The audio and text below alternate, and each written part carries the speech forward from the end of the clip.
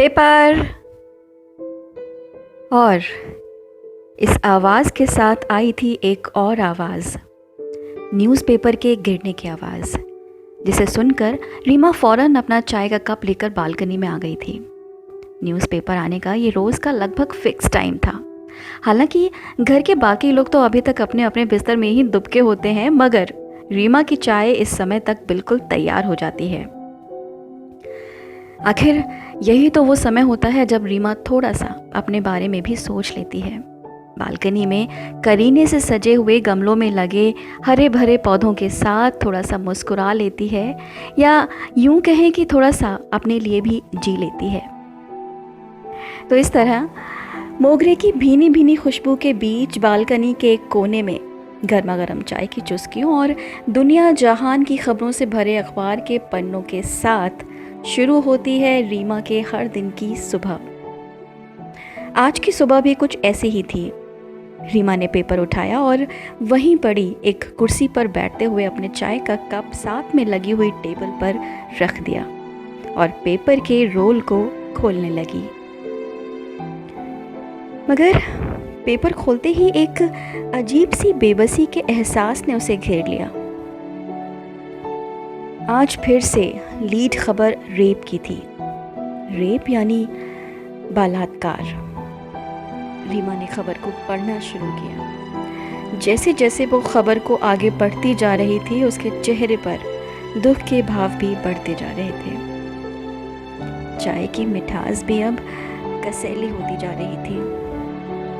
इस खबर ने मानो उसके मन में एक अजीब सी कड़वाहट पैदा कर दी थी। अखबार के अगले पन्ने पर खबर का पूरा ब्यौरा था।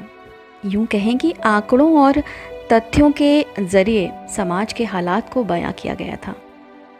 देश में साल भर में कितने रेप हुए, कहां कहां हुए, किस किस के साथ और किस किस हालात में हुए, ऐसे ही न जाने कितने आंकड़े जो एक ग्राफ के रूप में नजर आ रहे थे। न जाने क्या सोचकर रीमा ने आंकड़ों की उस लिस्ट पर अपनी उंगली रख दी। रीमा की आंखें तो जैसे कुछ खोज रही थीं। उसका मन उतना ही व्याकुल था जितना कि किसी स्टूडेंट का होता है कॉलेज में एडमिशन की कट ऑफ लिस्ट में अपना नाम ढूंढते समय।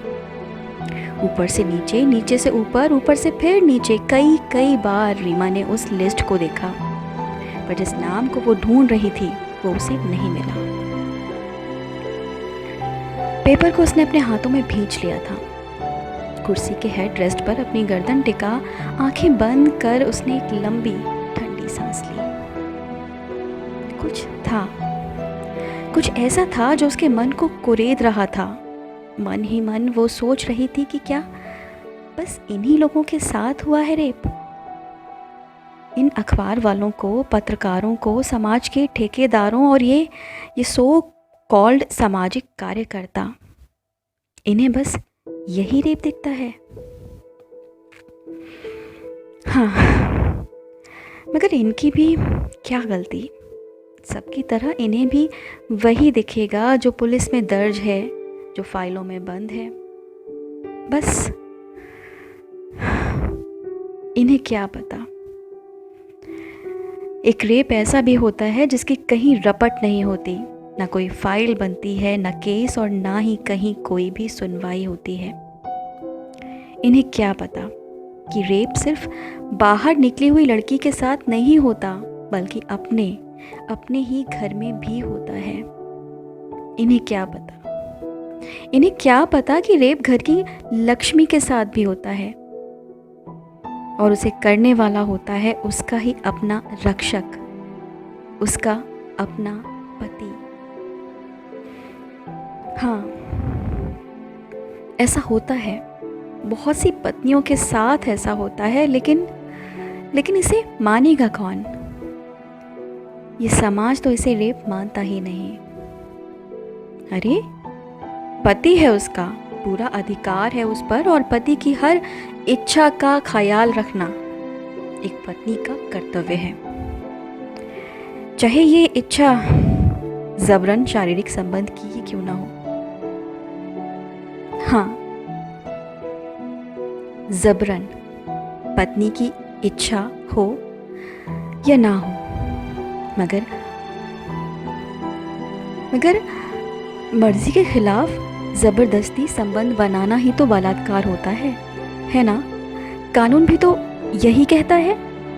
तो फिर तो फिर क्यों ये पति करते हैं बलात्कार अपनी ही पत्नी का, और क्यों मजबूर हो जाती हैं पत्नियां सब कुछ सहने के लिए? क्यों क्यों आखिर क्यों? उफ, क्या कहूँ, भला कौन महसूस कर पाएगा इस दर्द को?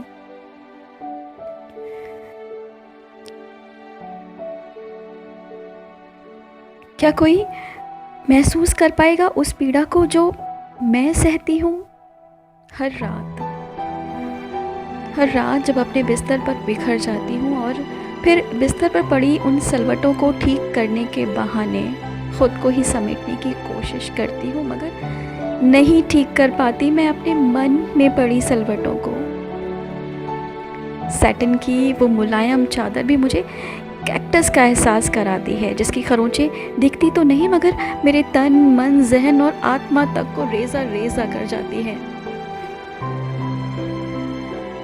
एक मूवी देखी थी, डायलॉग था नो मीन्स नो। लड़की की ना का मतलब ना होता है, घर ऑफिस बाजार या कहीं भी। फिर मेरी ना को ना क्यों नहीं समझा जाता? क्यों अनसुना कर दिया जाता है मेरे इनकार को हर बार? उफ, क्या कहूँ, कुछ नहीं हो सकता। मैं ही कुछ नहीं कर सकती। और अब तक रीमा की आंखों के कोरों से होती हुई आंसू की एक बूंद उसके कान के रास्ते पर ढलक चुकी थी कि तभी आवाज़ आती है, रीमा चाय लाना। यह आवाज़ उसी की थी जिसे आज एक बार फिर से सौंप दिया था रीमा ने अपने आप को अपनी मर्जी के बगैर, मगर बिना ना नुकुर किए, सिर्फ इसलिए क्योंकि वो पति है।